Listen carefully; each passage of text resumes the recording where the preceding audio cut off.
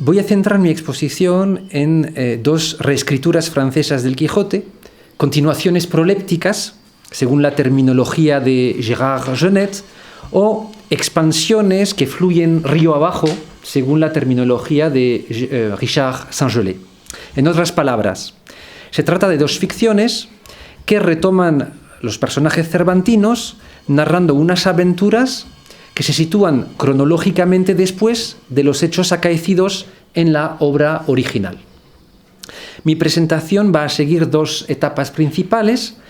Primero recordaré los datos contextuales indispensables para una buena comprensión de esta doble continuación y resumiré la historia que se narra en ella. Y en segundo lugar, me adentraré más precisamente en el análisis de la misma, examinando sus rasgos cervantinos y sus peculiaridades en tanto que derivado ficcional quijotesco. El punto de partida para entender estas dos continuaciones francesas es la nueva traducción del Quijote por François Fillot de Saint-Martin en 1677-1678. Se trata de una traducción a la vez elegante y bastante libre, pues el traductor no duda en recortar lo que considera digresiones y moralizaciones inoportunas.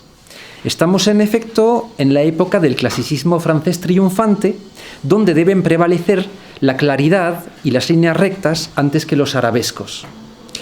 Pero la mayor novedad de esta traducción es que transforma el desenlace de la obra original. En la versión de Saint-Martin, no muere Don Quijote, sino que se recupera de su enfermedad, lo que abre la puerta para nuevas aventuras del caballero andante. Para explicar este cambio de final, un primer factor que pudo intervenir es el perfil ideológico del traductor. Afiliado al jansenismo, un sector rigorista de la Iglesia Católica francesa, Saint-Martin consideraría excesivamente barroco el arrepentimiento final del héroe. Enemigos de los jesuitas y críticos con las manifestaciones aparatosas de la fe, los jansenistas abogaban en efecto en favor de cierta sobriedad artística. Y de hecho, en el parco desenlace escrito por Saint-Martin, Don Quijote se limita a recobrar simplemente la razón. Sin embargo, esta modificación considerable del final también oculta sin duda una motivación comercial. En la década de los años 1670, Claude Barbin, famoso impresor librero parisino, estaba en apuros económicos y andaba buscando cómo lograr algún éxito editorial para superar el estado desastroso de sus finanzas. Barbin había sido el editor de autores muy famosos como Molière y Corneille y ya había publicado las obras de varios escritores afiliados o cercanos al jansenismo como La Fontaine, Madame de Lafayette o Racine. Parece bastante plausible, por tanto, que esta nueva traducción, con un desenlace alternativo, fuera una idea e incluso un encargo del propio librero. Por una serie de razones aún no del todo claras, este final abierto no se aprovechó hasta 1695, año en el que se reimprimió la traducción de Saint-Martin en 4 tomos, en casa de Claude Barbin, con un 5º tomo adicional anónimo que cuenta un nuevo ciclo de aventuras de Don Quijote. El autor del último tomo es el traductor, convertido ahora en continuador, pero como nada lo indica en la portada del libro, el tomo adicional debió de pasar para no pocos lectores por un texto del puño y letra del propio Cervantes. Esta versión del Quijote en 5 tomos obtuvo un éxito inmediato, pues se imprimió el mismo año en Lyon y conoció varias reimpresiones en los años siguientes. Esta continuación adolece empero de un grave defecto. Se trata de una obra inconclusa, que además se termina de forma abrupta en medio de un largo relato intercalado. Puede conjeturarse razonablemente que el proyecto inicial de Barbin era que Saint-Martin redactara la continuación por entero, pero al parecer el continuador murió entre 1691 y 1694 antes de haber terminado el trabajo. El librero parisino tuvo entonces que buscarle un sustituto y puso la mira en un abogado aficionado a las letras llamado Robert Schall, Pero el propio Barbin murió a su vez en 1698, antes de que estuviera terminada la obra. El manuscrito del sexto tomo se quedaría probablemente en el fondo de la librería Barbin, hasta que por fin lo publicara uno de sus sucesores, el librero parisino Etienne David, en el año 1713. Una de las principales dificultades que plantea el estudio de la doble continuación francesa es sin duda su doble autoría y el perfil de escritor bastante diferente de ambos continuadores. Lejos de caracterizarse por una homogeneidad estilística e ideológica, se trata en efecto de dos obras a veces dispares, a pesar de los esfuerzos desplegados por el segundo continuador para borrar las asperidades demasiado visibles. No cabe duda de que ambos escritores forman parte de un sector disidente de la sociedad y estos convergen, por tanto, en su crítica del absolutismo y de los abusos de poder, pero uno lo hace desde la sensibilidad jansenista, profundamente religiosa, mientras que el otro lo hace desde una perspectiva deísta, como lo confirman sus obras posteriores, todas publicadas de forma anónima. En estas últimas, Schall critica ásperamente la fábula de la religión y quiere desengañar a los crédulos que se adhieren ingenuamente a ella. Existen además diferencias significativas entre los dos autores por lo que se refiere a su relación con la obra cervantina. Saint-Martin, traductor del Quijote, tiene una comprensión muy fina del español, mientras que Schall, al parecer, tenía un dominio más aproximativo del castellano, lo que lleva a pensar que pudo leer el Quijote ayudándose de una traducción. Esto podría explicar la mayor propensión del segundo continuador a completar su lectura de la novela con versiones francesas del Quijote, derivados ficcionales quijotescos. Por un lado, obras teatrales, como las de Guérin de Buscal, que todavía se habían representado en 1678, y no puede descartarse, por otro lado, un temprano conocimiento de la versión manuscrita del Quijote de Avellaneda, adaptada por Le Sage en 1704. Veamos ahora lo que cuentan las obras. Cuando empieza la continuación de Saint-Martin, el llamado tomo 5, Don Quijote está en su sano juicio e incluso se ha convertido en un exitoso mediador al que acuden los vecinos para resolver diversos litigios. Sin embargo, el paso por el pueblo de una compañía de coraceros y la visita de Dorotea y Fernando, ahora duques de Albuquerque, actúan como disparadores de su locura. Pero la mayor novedad introducida al inicio de la obra es el proyecto de Don Quijote de convertir a Sancho en caballero novel, con lo cual asistimos a una reescritura de la velada de armas, de la cual el campesino es ahora el principal protagonista. Las primeras aventuras de Sancho Caballero resultan en su mayoría infructuosas. Casi le parten la cabeza unas avestruces que se topan por el camino y Sancho tiene que ser atendido en la casa más próxima, que resulta ser la de Quiteria y Basilio. En ella lo opera un cirujano llamado Grisóstomo, que Sancho tacha de nuevo médico tierteafuera, reactivándose así todo un imaginario cervantino. Ante esta serie de fracasos sucesivos, Don Quijote y Sancho están a punto de regresar a su casa desalentados cuando se presenta una situación que va a cambiar profundamente el rumbo de sus aventuras. Ambos descubren una fragua que sirve de guarida a unos bandidos y deciden atacar a estos malhechores que siembran el terror en los alrededores. Ahora bien, contra todo pronóstico, los bandidos se creen descubiertos por la justicia y se marchan ahuyentados, lo que marca el inicio de una serie de éxitos para la pareja de caballeros. Al poco tiempo, Don Quijote salva la vida de una condesa y de su marido, llamados Doña Eugenia y Don Valerio, que en agradecimiento reciben a los protagonistas en su palacio. Después de las aventuras de camino, empieza una nueva etapa de la continuación donde predominan los episodios basados en el modelo de las burlas ducales.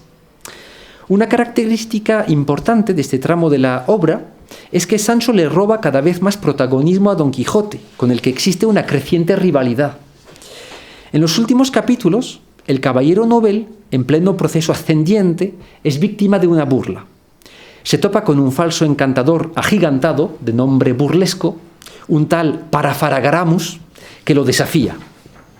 Ambos acuerdan empezar su duelo justo después de compartir una rica merienda campestre, pero son interrumpidos súbitamente por el ruido de una pelea.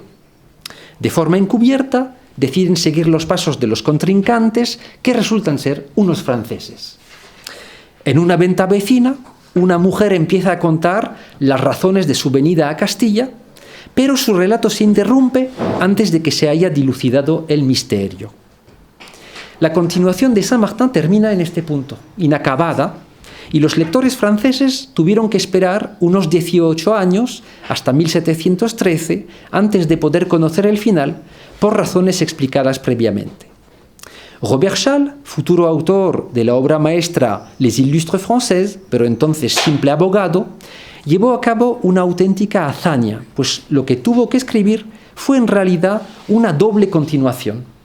Es decir, por un lado, terminar el extenso y complejo relato intercalado de Sainville y Sylvie, que quedaba en suspenso al final de la obra de 1695.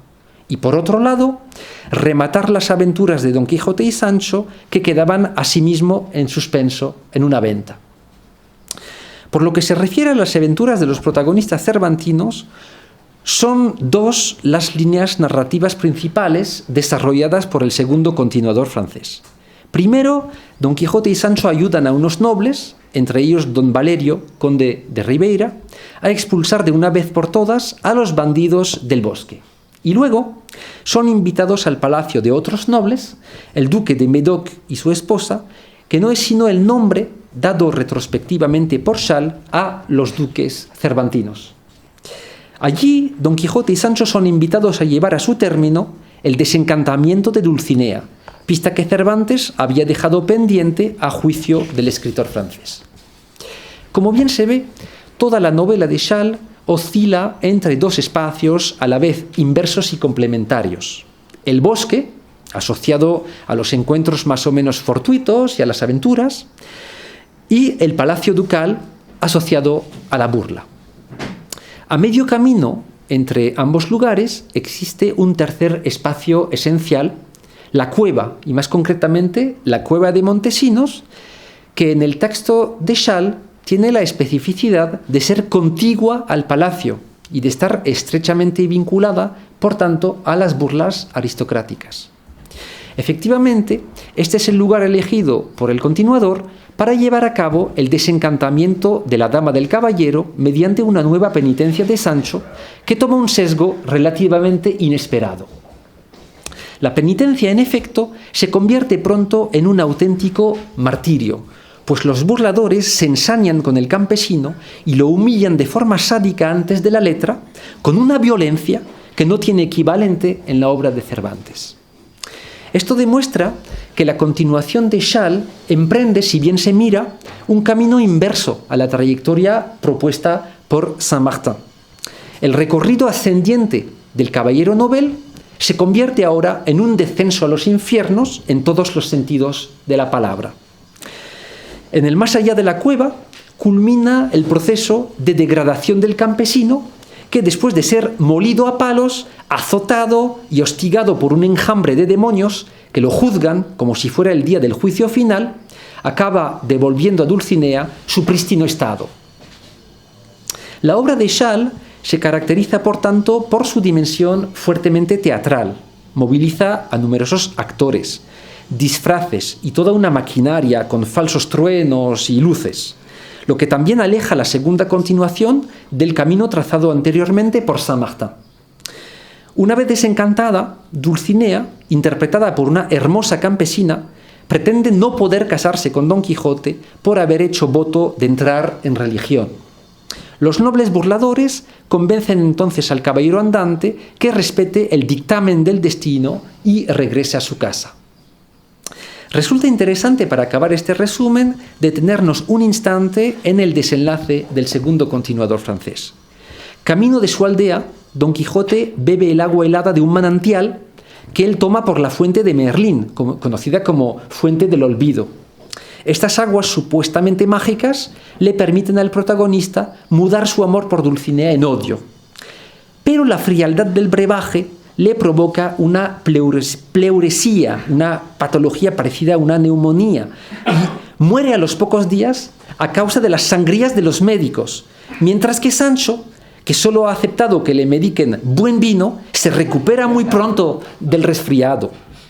Este final, desprovisto de arrepentimiento, parece terminar con un guiño a Rabelais e incluso a Molière, incansable detractor de los médicos, cuya afición al personaje de Sancho Panza era notoria. Paso ahora a la segunda parte de mi exposición sobre los aspectos quijotescos de la obra. Para analizar de forma más precisa la doble continuación francesa y poner de realce algunas de sus características más sobresalientes, conviene examinar por lo menos dos aspectos complementarios. En primer lugar, su filiación cervantina, subrayando los elementos de continuidad y las discrepancias con el modelo.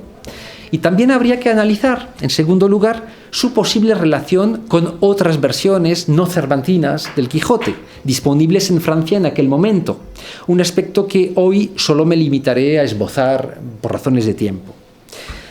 Por lo que se refiere a los aspectos cervantinos, los dos continuadores retoman el binomio formado por Don Quijote y Sancho y asimismo su dualidad interna.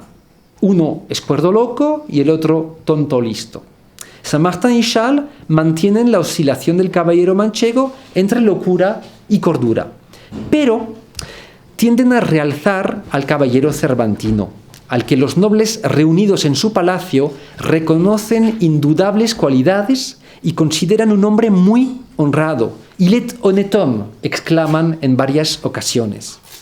Una de las consecuencias de esta transformación parcial del héroe es que confiere a los discursos pronunciados por Don Quijote una contundencia e incluso un alcance político que no tenían en la obra original. En efecto, las largas arengas del caballero ocultan ahora una crítica del absolutismo y denuncian en varias ocasiones la corrupción de la justicia de forma mucho más tajante y precisa que en la obra de Cervantes. Por su lado, Sancho sigue siendo un personaje cómico, pero los dos continuadores siguen a este respecto unas direcciones encontradas. Saint-Martin prolonga sobre todo el proceso de promoción de Sancho, ya presente en la obra cervantina, mientras que Chasles toma la dirección inversa, degradando al personaje.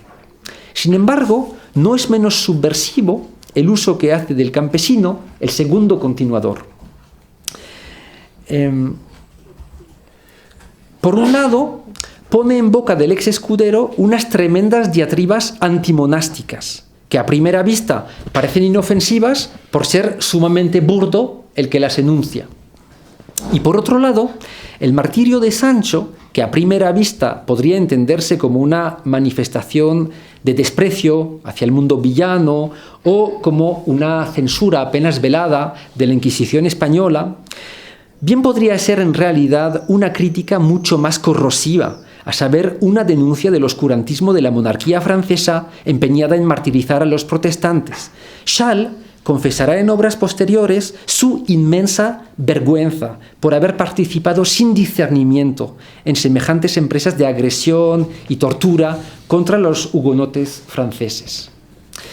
Otra cuestión complementaria a la de los personajes es el tipo de aventuras vividas por ellos. No me puedo detener demasiado en este aspecto, que merecería un estudio aparte, pero queda claro que cada continuador opera una selección diferente. Saint-Martin está más interesado por las aventuras de camino y Chasles más proclive a las burlas palaciegas. En cambio, ambos conservan las ventas como lugar de encuentro entre personajes que remiten a regiones de la imaginación diferentes y no como lugar exclusivamente picaresco. Y por otra parte, las dos continuaciones también tienen en común descartar casi por completo los episodios pastoriles, quizá por haber sido este campo ampliamente explotado por otros imitadores franceses como Charles Sorel en su Berger extravagant. ¿Acaso por ello también tenga Dulcinea un papel mucho menor que en la obra original? Con excepción del desenlace de Chasles, en el que la dama del caballero recobra cierto protagonismo. Otro aspecto muy importante de la obra concierne a las instancias narrativas. Si bien retoman formalmente el recurso del historiador árabe, convertido ahora en morisco, los dos continuadores introducen cambios sustanciales que afectan a la vez la identidad de estos narradores y su modo de información. El inicio de cada una de las continuaciones, respectivamente en los capítulos 1 y 33, se abre con una suerte de prologuillo interno. En el tomo quinto aparece un nuevo historiador, un tal Zulema, que pronto se marcha a las Indias y deja el manuscrito a un amigo suyo para que lo termine. ¿Cómo se llama? Zulema. En el tomo 6, Cid Ruy Gómez, este amigo, al enterarse de la muerte de Zulema, deja a su vez el manuscrito inacabado y este pasa de mano en mano hasta llegar a la corte de Felipe V, donde un francés lo rescata del olvido y decide publicarlo. Otra novedad de la doble continuación es que el hallazgo del manuscrito encontrado tiende a ser sustituido, o al menos completado, por otro dispositivo en el que los narradores moriscos se desplazan a La Mancha y son ayudados por varios colaboradores que los tienen informados de lo que hacen y dicen Don Quijote y Sancho y sus vecinos. De hecho, la voz narrativa, la que correspondería a la del segundo autor cervantino, habla en varias ocasiones de las memorias de Zulema y de Cid Ruy Gómez. Un último ingrediente esencial de la obra son los relatos intercalados. Estos pueden dividirse en dos categorías principales. En primer lugar, unos relatos relativamente breves, cuya lección ejemplar es bastante sencilla. En la continuación de 1695 pertenecen a esta categoría la historia de Leonor y Osorio, un celoso patológico, narrada por Quiteria, y la historia homodiegética de la condesa Eugenia, acosada por sus dos cuñados. En la continuación de 1713, la historia de Sautin, el celoso engañado, y de Justin, el marido prudente. Estos cuatro relatos interpolados en la doble continuación ilustran a su manera la ponzoña de los celos, burlándose de los maridos tiránicos y vengativos, y recomiendan, si es que peligra su honra, una conducta más mesurada y compasiva. Conviene notar que los dos relatos de Chasles están escritos en diálogo con la historia de Leonor y Osorio, situada en la obra de Saint-Martin, a su vez inspirada en el celoso extremeño cervantino. En segundo lugar, la doble continuación francesa incluye un extensísimo relato intercalado situado en el corazón de la misma, es decir, empezado por Saint-Martin y terminado por Chasles. La complejidad de este último es mucho mayor que la de las demás ficciones intercaladas y sufre profundos cambios al pasar de un continuador a otro. En términos de Jacques Cormier, esta novela interpolada pasa de ser el relato de una simple querella entre amantes a una historia de captación de dote. Además, cambia significativamente su título entre el tomo 5 y el tomo 6, pues la historia de Sainville y Sylvie se convierte en la historia de Sylvie y Sainville, con inversión del orden del nombre de los protagonistas, lo que refleja el papel más destacado del personaje femenino en la continuación de 1713. Por lo que se refiere al modo de engarce de estos relatos intercalados en la trama principal, todos son de tipo coordinativo, según la nomenclatura de Clos y Vaquero Escudero, en el sentido en que sus personajes interactúan con Don Quijote y Sancho. En la obra de Saint-Martin, Don Quijote interviene pegándole una paliza a Osorio, el marido celoso, lo que lo lleva a enmendarse, y luego salva a la condesa Eugenia de sus agresores. En la obra de Chasles, Don Quijote también acaba matando a un malhechor que acosaba a la protagonista Sylvie, y más adelante el caballero da su opinión sobre los relatos intercalados de Sautin y Justin, destinados en realidad a ilustrar una controversia en torno a los celos que opone a unos franceses y a unos españoles. Además del Quijote de Cervantes, Saint-Martin y Chasles bien podrían haberse inspirado también en otras fuentes quijotescas no cervantinas. Hoy me limitaré a hablar de la que me parece a la vez la más sorprendente y la más interesante. Me refiero al Quijote de Avellaneda, que de hecho dio lugar a una libre adaptación al francés en 1704, es decir, entre el tomo 5 y el tomo 6, en casa del propio Barbin, el librero que había ideado la doble continuación. Sin embargo, puede percibirse la influencia de la obra de Avellaneda desde el inicio de la continuación de Saint-Martin. En efecto, uno de los disparadores de la locura del protagonista es la visita de un personaje que deja una armadura en el pueblo pretextando que no la va a necesitar, al igual que Álvaro Tarfe en el Quijote de 1614. Otro punto común con el Quijote apócrifo es el papel muy secundario de Dulcinea, que solo cobra un verdadero protagonismo en las burlas finales de la obra de Chasles, pero que tiende a ser sustituida el resto del tiempo por otras figuras femeninas, primero Quiteria y luego la condesa Eugenia, que Don Quijote encuentra atada a un árbol, como Bárbara la Mondonguera, que el caballero toma por la reina Zenobia en la novela de Avellaneda.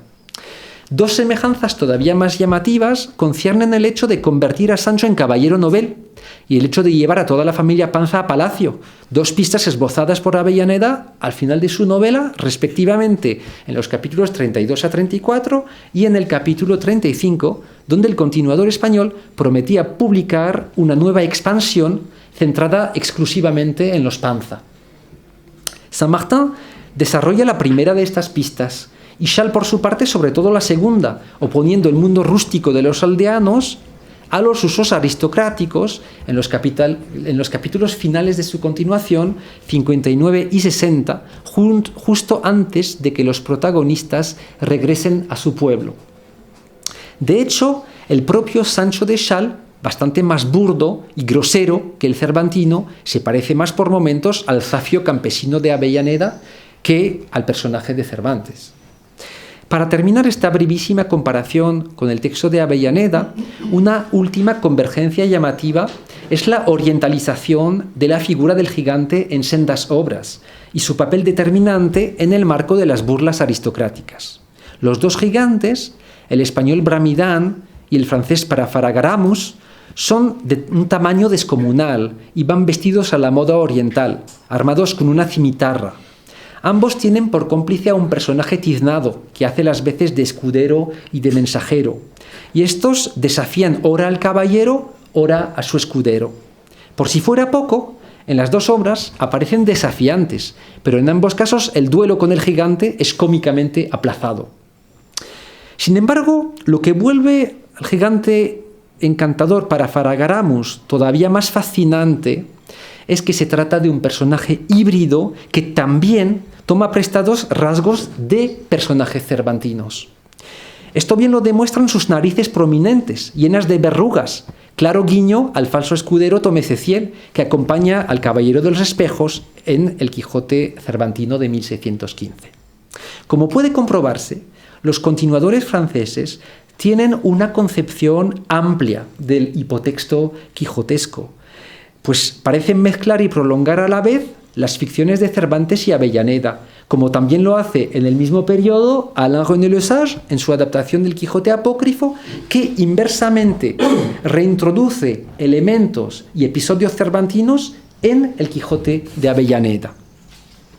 En resumidas cuentas, la enmienda del final de la obra cervantina por Saint-Martin, en su nueva traducción del Quijote, ha tenido en cierto sentido un efecto liberador, pues marca el inicio de una serie de continuaciones francesas, un tanto sacrílegas, pues desoyen las últimas voluntades de Cervantes respecto del caballero manchego.